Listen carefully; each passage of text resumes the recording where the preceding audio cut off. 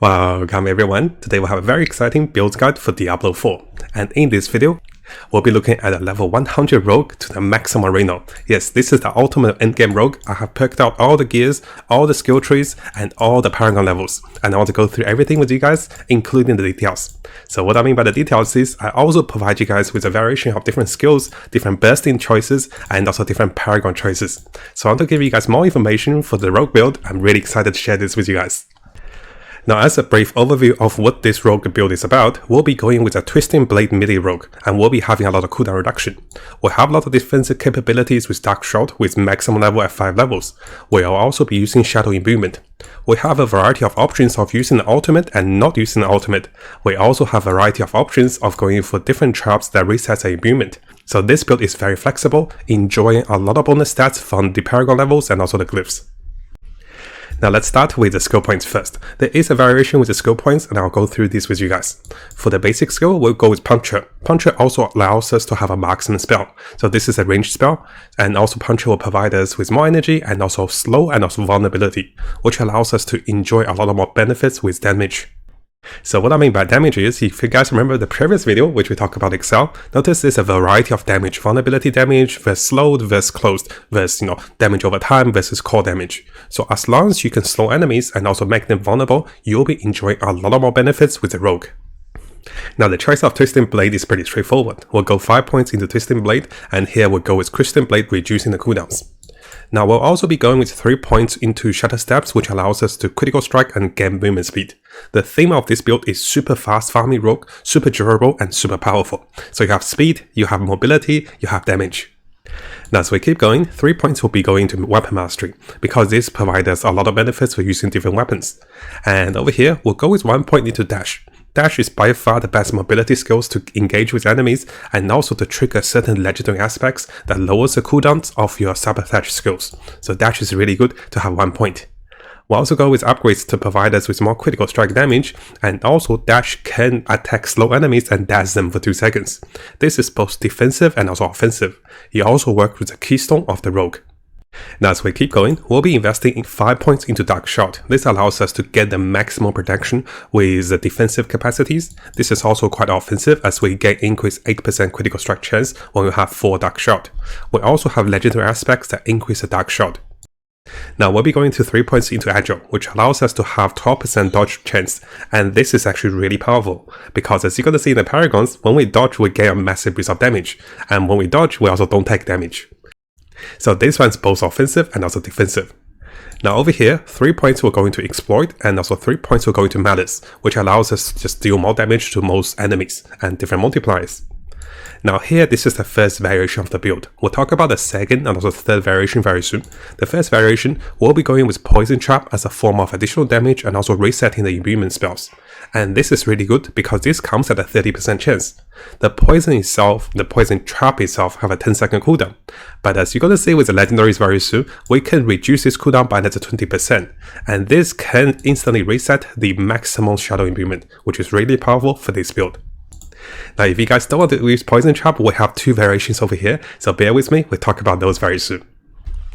Now for the choice of imbuement, we'll be going with Shadow Imbuement. Shadow Imbuement allows us to do the most burst damage, and also this provides us with more critical chances and also more vulnerability, which is everything we wanted. Now here I do have a few spare points. One of the points I'll be going into is additional critical chance with the build spell, which is always good, because we'll be resetting the Shadow Imbuement with the traps over here. I did go with 1 point into gaining additional stun chance, and I'll show you guys why after. Because we'll be triggering quite a bit of shadow damage, and if you do stun enemies, you also gain passive bonuses with your key passive. Now finally, in the ultimate section, we'll be perking into a lot of passive, including moving, bonus regeneration, and also bonus damage when we move. After that, we also gain the bonus movement speed or bonus attack speed when we have different energy levels. And usually we're at maximal energy level, which means we move fast. But if we're below energy level, we also attack fast to deal more damage. Now in order to ensure we have lots of energy, we also have 1 point into Invigoration, which provides us with a 10% chance of getting 8 energy. So those are small perks that you can adjust around, but what I really focus on is over here, the momentum. So with Cutthroat skills, we'll gain momentum for 8 seconds if we hit a stunned, dash, or hit enemy from behind. We won't be freezing enemies, but it's very easy to get momentum. So one way is to move fast behind them, other way is to make enemies stunned and also dazzled. We have two ways of doing this. One of the ways is with a shadow imbuement damage with 10% chance. And over here, we also have a guaranteed dash when we hit slow enemies. And this means that, enemies are always slowed, because Puncture over here will be slowing enemies. And this allows us to make the most usage out of this key passive to gain additional movement, to gain damage reduction, and also to gain energy regeneration, because our build deals a lot of damage. Now, one of the alternatives over here is that we can go with a close quarter combat. We can be gaining additional attack speed. But compared to what momentum provide, I think momentum provide a little more utility and also more mobility, and this is ideal for this build. We'll be moving so fast like Sonic and dealing lots of damage. So over here, let's briefly talk about the first variation of the skill build. In case you guys don't like Poison Trap, and here if you don't go with Poison Trap, I do recommending going with a Shadow Clone. And for 3 points in the Shadow Clone, you get a maximum benefit. This allows you to have the highest burst damage potential every 60 seconds, and you deal the most damage, right? And this is actually very straightforward. Now the second variation is when you go with Poison Trap and also the Shadow Clone. What this allows you to do is, this has the highest damage potential, but the reduction is over here, will be taking away the mobility from dash.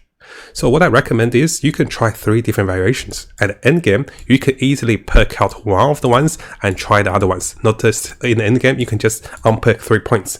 And this way, you can try 3 different builds with the same combination. And the cornerstone of the build is still the same. You still go with Shadow Implement, you still go with Black Shot, and you still go with Twisting Blade. And all the legendaries should work as well. Now, on the topic of legendaries, let's come over to the second part, is where we look at the legendaries and also the aspects. Now, keep in mind, guys, I forgot to mention that we will be going with Inner Sight for the Rogue. And I'm sure you guys know, for Twisting Blade, you want to go with Inner Sight for the maximum energy span and also get a lot of blade when you have maximum energy. And this is also the focus for the Paragon board, because here we'll be going with Inner Sight. When Inner Sight is triggered, you gain 100% dodge rate for 1.5 seconds. Now over here, it is very convenient that I have filled out all the choices of my ideal legendaries at the start, the early game, and also mid game. For the end games, guys, I'm expecting you to get some legendary uniques and higher grade uniques. But once you get uniques, you can change the build slightly. So here, this is more for early and also mid game up to level 100. And what you're going to see is I have selected a little more offensive perks, a little bit more offensive codex and also aspects. And I did select a little bit more over here. So what this allows you to do is you can select and also mix. I'll tell you guys what is the best in slot, and for the rest of them, I'll explain why as well. So starting with a choice of legendaries. We'll start with the two-hand weapon because that's the most important, and this one has 200% benefits. We'll be using the Blade Dancer's aspects, which can be crafted from Scholar Skin. I think this is the second region, right? So you can craft this one from the dungeons, and this one should be on your two-handed range weapon. After that, the second most important offensive codex or offensive aspects is also the Edgemaster's aspect. I do feel like this one is very potent because we'll be using Inner Sight, and the highest damage potential comes when we have maximum resource with Inner Sight triggered. So when we have maximum, energy, we'll be dealing, 10, 20 or 30% more damage because of the maximum primary resource. And this is also boosted by 50% because this is enchanted on the amulet. Now over here, what you're going to see is, for the rest of my rings, weapons and also gloves, I'm still going with offensive codex. I feel that we want to do more offense over defense for now. But we also have lots of defense, I'll show you guys as well.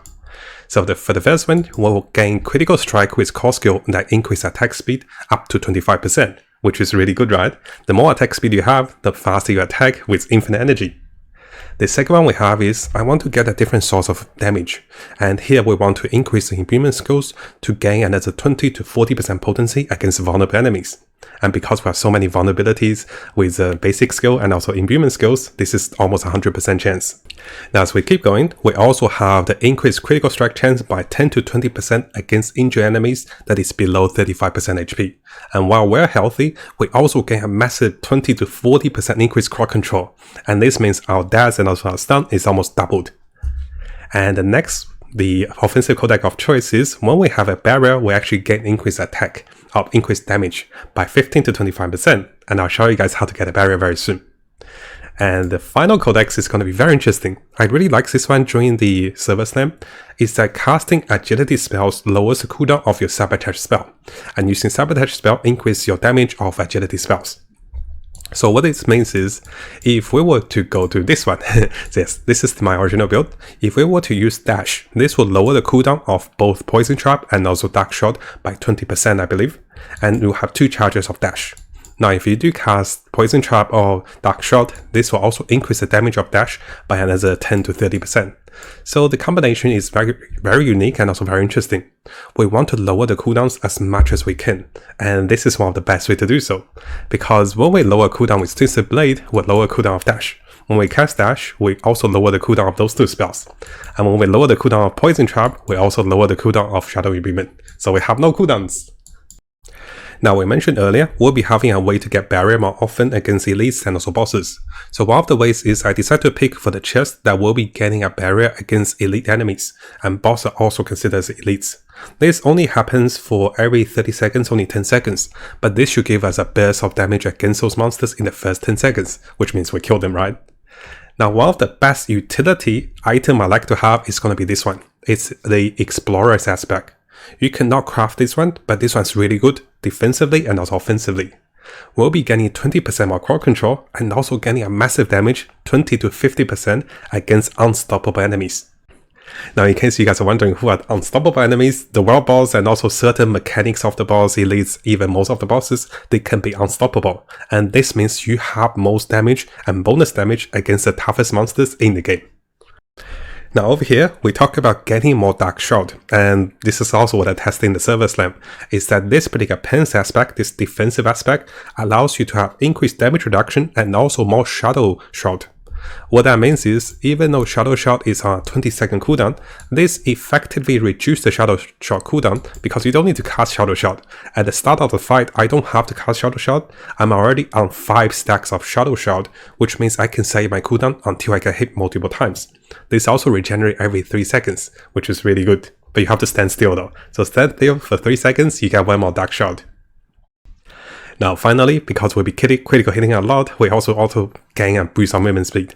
So here the Wind Striker aspects for the mobility is really good for us to be moving like Sonic, super fast like a speed racer. Now if you guys haven't subscribed, it is a really good time to do so, because I'll be covering tons of Diablo 4 related topics and also videos and also guides. We'll be looking to the top meta builds, non-meta builds, leveling up, and also Paragon tricks.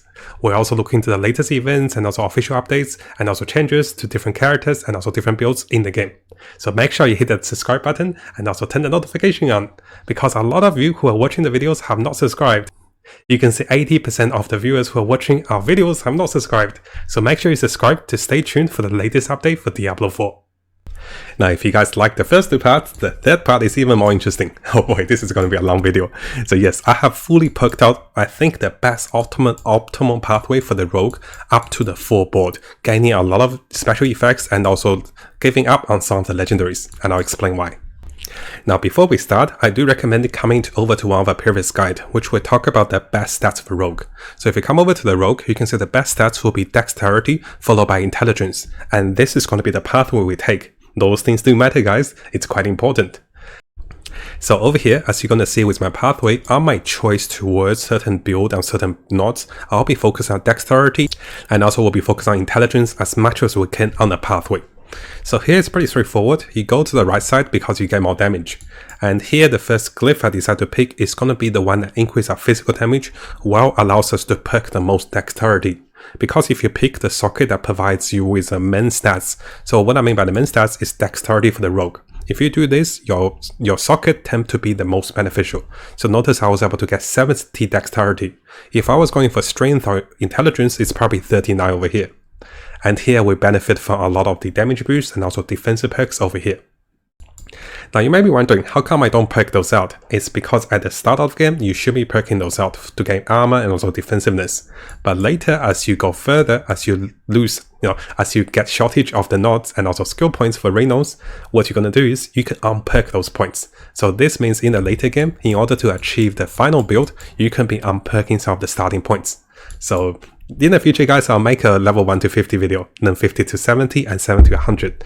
So this allows you to be resetting your points to get the most benefit at the start of the game, and later you reset them for the benefits in the end of the game.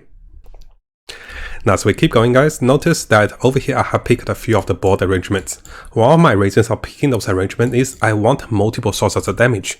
So if you guys have seen our previous Excel, which we talk about previous different sources of damage, we have to look at the rogue with multiple sources of damage. So what I wanted to do is I want to get a bit of damage bonus from imbuement, I want to get damage boost from dodging, and then I want to get damage boost from elites and also all sorts of damage.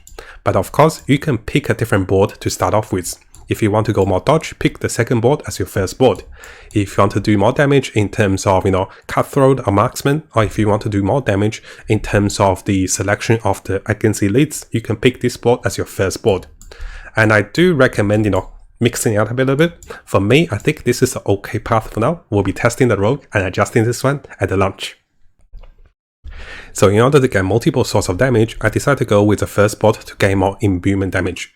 And the socket over here will give us a massive imbuement damage. So thankfully this one has updated. Let me just have a look at the imbuement damage. We'll be doing a lot more imbuement damage. It doesn't show over here. Look at that 200 damage against elites. So here with imbuement damage, we deal a lot more because we have a lot of intelligence, and this every 5 intelligence is 14%. So with about 7 times, we're looking at close to 100% more imbuement damage.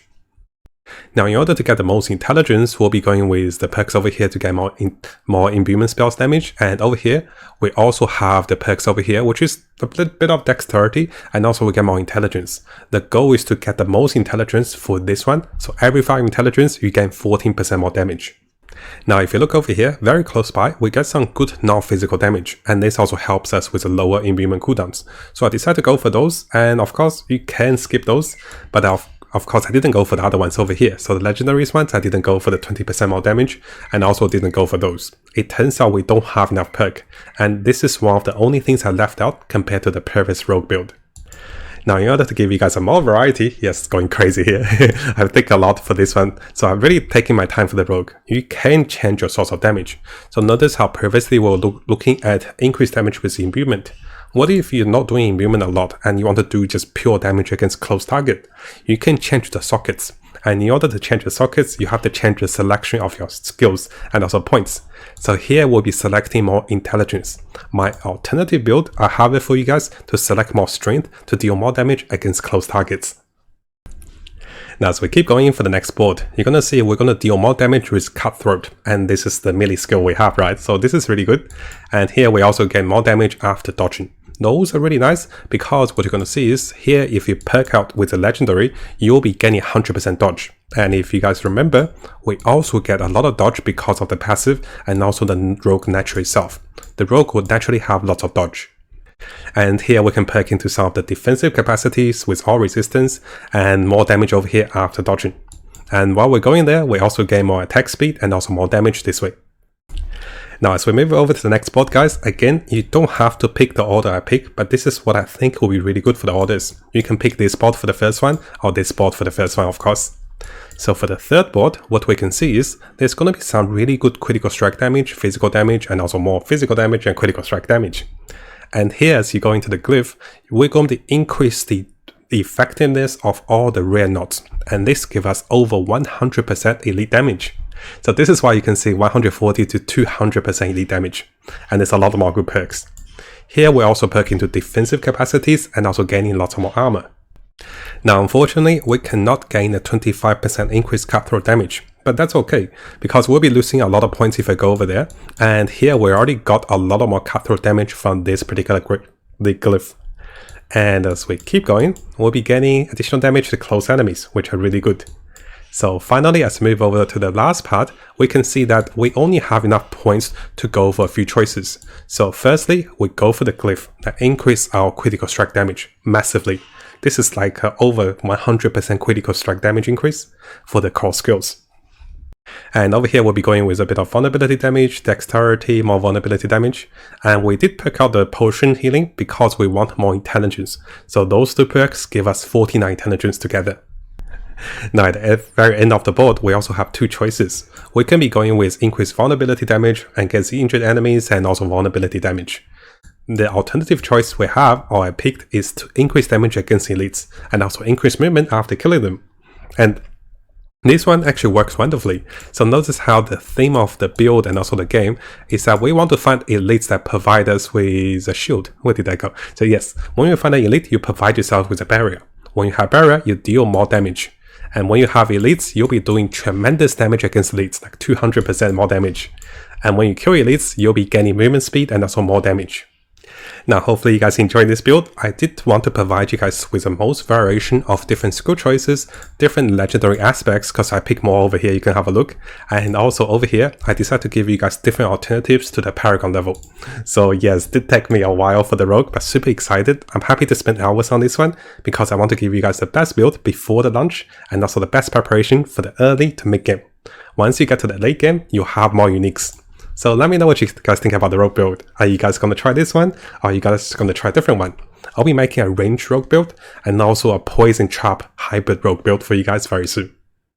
Now before you go, and if you guys didn't know, we have a new YouTube channel. And if you guys haven't subscribed, make sure you subscribe and check out the behind the scenes and also fun clips and also more stories about us. And then you get to know me a little more personally instead of just reading the news and also the games, right? So I want to share a little bit more with you guys. So make sure you check this channel out if you're interested about Matt and also Uni. She's really funny too. And she's really shy. So I want to give her a surprise and do a shout out for the new channel to get some subscribers. Thank you guys. I'll see you guys next time.